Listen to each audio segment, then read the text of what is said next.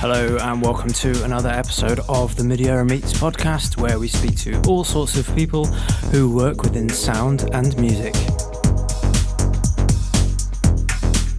On the show this time we have Herbie Kaiser, who is a tremendously talented guitarist, composer and improviser who has recorded over 300 albums during his career, and he's worked on a phenomenal range of things with all sorts of artists, as well as interviewing some of his heroes such as Derek Bailey and Terry Riley. He's also been scuba diving for over 20 years in Antarctica and has a tremendous wealth of things that he's done over his time. You can support the podcast if you'd like. You can support via PayPal or by Ko-fi. You can share and like the podcast. That also really helps. Also, any comments are appreciated, good or bad. But let's get on with the show. And the first thing I asked Henry was about his musical beginnings. You know, I didn't pay much attention to sound or music when I was a little kid, really little.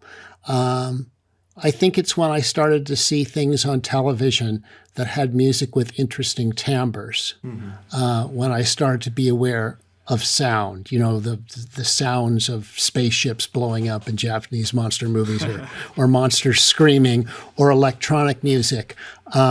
I was always attracted to things with interesting timbres and tone colors. So I'm kind of deaf to melody, harmony, and rhythm. I have kind of perfect timbre discrimination, and I kind of convert everything to timbre to understand it. That's brilliant. I think it's really interesting that you say that you didn't have much sort of influence back then, or like, you didn't have much consciousness of music. I think that's a really interesting aspect. It sort of maybe allowed your brain to develop in a very different way. You know, and I didn't have much concept of soundscape in nature, which is where music comes from, until I was 11 years old and I learned to scuba dive. And to stay alive and be safe in the underwater environment, it's important to be aware of sound. And I was really excited about being in this other world that was like almost a science fiction world to go underwater. So I think I became very aware of sounds in the environment there. And then I would after that, notice the soundscape in the city or the countryside or the forest. And I looked at music in a different way after that, the heavy dose of nature you get when you're underwater. Yeah. What sort of sounds are you looking out for? I've never scuba dived at all. What sort of sounds and things do you look out for down there when you're in the water? Well, you hear where there's waves, if you're at the beach, you hear the waves breaking overhead.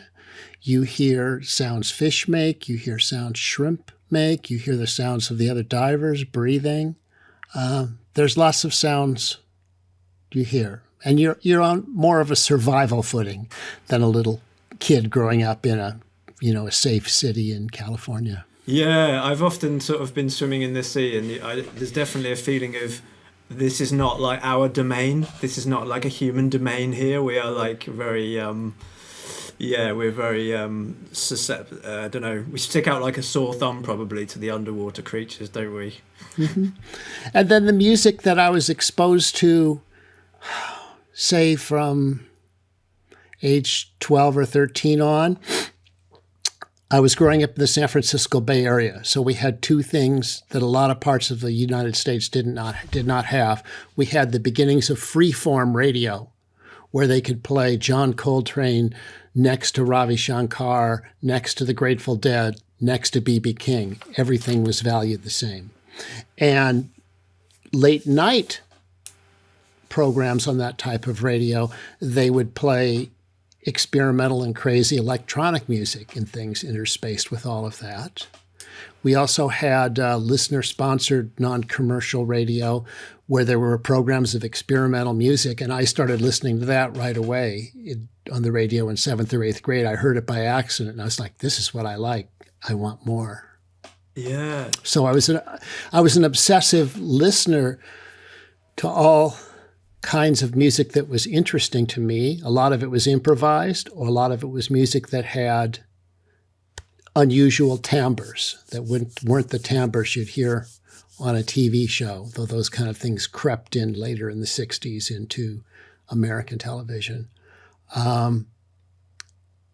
And so I was just an obsessive listener, and I didn't start to play guitar till I was 21 in college. So amazing. Yeah, I think from what I know of San Francisco, it seems to be like a very incredible place, really incredible place. And can you just paint a picture of what the San Francisco Bay Area was like then for someone who's never been? Like, what did it look like, sound like? Well, it could be like being in London in the 60s, because I could go see all the San Francisco type electric music bands. I could go to concerts of experimental music.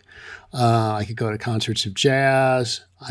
Because the Ali Akbar College of Music was there were a lot of concerts for the Indian community and people who are pretty specialized into different kinds of Hindustani classical music. But, you could get the same kind of stuff in London. So it's just a different cultural mix, but as rich and diverse a cultural mix as you would have gotten in the 60s in London. Amazing. Yeah, you mentioned, didn't you work with Ali Akbar Khan? I produce a lot of record albums, and I've always done that. And I did produce 3 or so Ali Akbar Khan record albums, and I got to know him. And I'd grown up listening to him before that. So it's this thing I have where I seem to be attracted to heroes of mine and get to collaborate with them, either in doing production work or playing music together with them. This is a fascinating character trait that you have, I think. It happens a lot. I have a few friends who have that too, but I really, most of my main heroes who were alive while I was alive, I've got to play with and record with or perform with and meet. That's so incredible. It's such an admirable thing to be able to... I mean, I know it must be different for every single one of them, but how would you approach, say, I want to work with this person? Like, how would you get to them or like persuade them? I would just go up to people. I met Richard Thompson by going up to him at a solo concert and said, "Hey, I'm Henry Kaiser. Want to do something together sometime?" And he said, "Sure, let's make a record." And I found people again and again, if you just walk up to somebody and ask them if they want to do something, sometimes you get to do something with them, and then maybe they introduce you to somebody else and you get to do something with them. Absolutely. And it's just always been like that, or people who are heroes of mine who I would be chicken to ask, say the pianist Cecil Taylor. There's a chance to be in a big orchestra thing of his where he wants a lot of performers. So of course you go sign up and then you get to play with him in the big orchestra. Nice. But, and I remember I would buy a lot of improvised music from the UK LPs back in the early 70s, and I bought some Derek Bailey on Incus Records, which he was selling, and I'd write to him, and then he'd be really friendly. And I'd say, "Well, I'm coming on over. Can I interview you?" He said, "Yeah, sure. Come on over. Bring your guitar." And then he introduced me to other people, and I go meet John Stevens, and John Stevens says, "Oh, we're playing at the Plough tonight with Paul Rutherford. Why don't you come and play with us too?" And, in that improvised music community, people would just ask you to play with them. I remember Fred Frith emailed me that they'd lost a bass player in Henry Cow, and they had a French tour. Said, "Can you come and play guitar and I'll play bass?" And I was like, "Sure." And we hadn't met. It's such an incredible thing. I think most people most people would not do that due to the fear of rejection, of the possibility that the person's going to say, "Oh, no, I don't want to work with you." So I'd say, like, for most people, we're a bit scared to ask those questions to those people. My heroes, whether that was like for how they made music, when people like Jerry Garcia or Michael Bloomfield in the U.S., they would just meet their heroes at a folk club or something and play with them, and or a blues club in Michael Bloomfield's case in Chicago. So it was a normal kind of thing, and it was the thing that I would read about people doing in interviews. So it seemed like that's what you were supposed to do.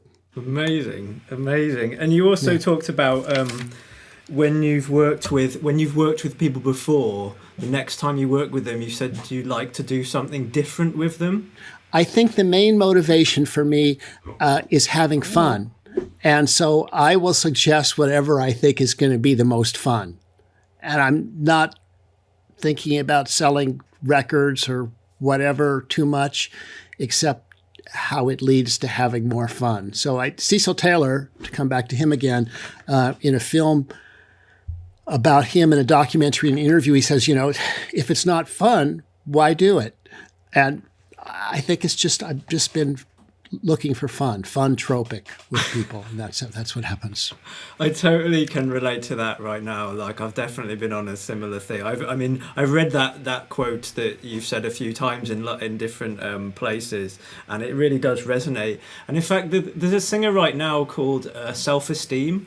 Her name's Rebecca Taylor, I think, and she's just written an album called Prioritize Pleasure. With quite a similar ethos to, actually, I've been spending way too much of my time being over analytical and overthinking things. Actually, what really matters is just having fun. Fortunately, I'm not a singer-songwriter. I don't have to think about self-expression or having anything to say.